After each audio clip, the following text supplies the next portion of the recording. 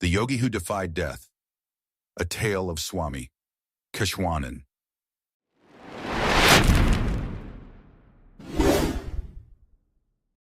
The moon hung low over the arid landscape of Rajasthan, casting long shadows across the dusty plains. In a small, secluded hut at the edge of a village, a lone figure sat cross-legged on the floor. His eyes were closed, his breath slow and steady, as if in harmony with the rhythm of the universe. This was Swami Keshwanand, a yogi known for his deep meditation and unwavering commitment to India's freedom struggle. The year was 1942, and the air was thick with tension. The British Raj was cracking down on freedom fighters, and Swami Keshwanand had become a thorn in their side. His fiery speeches and ability to organize protests had made him a target. Unbeknownst to him, a group of assassins had been hired to silence him forever. The night of the attack, it was past midnight when the assassins arrived. They moved like shadows, their faces covered, their daggers glinting in the moonlight. They had been told the yogi would be alone, deep in meditation, unaware of the world around him. They pushed open the door of the hut and saw him sitting there, perfectly still, as if carved from stone. Without hesitation, they struck. The first blade pierced his side, the second his shoulder. Again and again, they stabbed him, their movements frantic, their breaths ragged. Blood pooled on the floor, but the yogi did not cry out. He did not move. His face remained serene, as if he were in a world far removed from the violence unfolding around him. When they were done, the assassins fled into the night, convinced their mission was complete. The yogi was dead, or so they thought.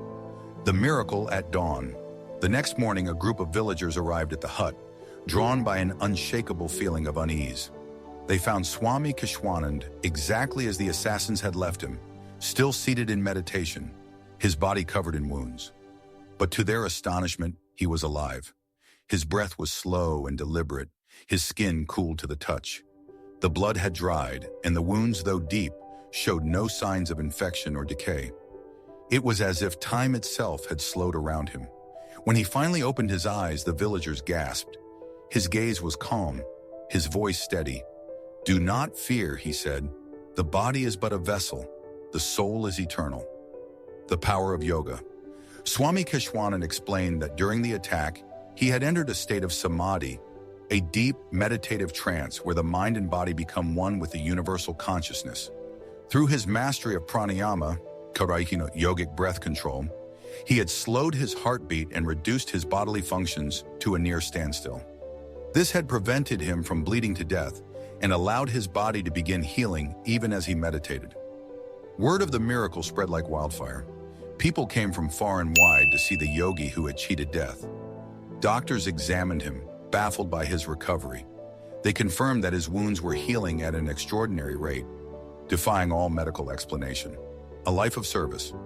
Swami Keshwanand's brush with death only deepened his commitment to his twin causes, spirituality and service. After India gained independence in 1947, he turned his attention to social reform. He traveled to remote villages, teaching people the importance of education and self-reliance.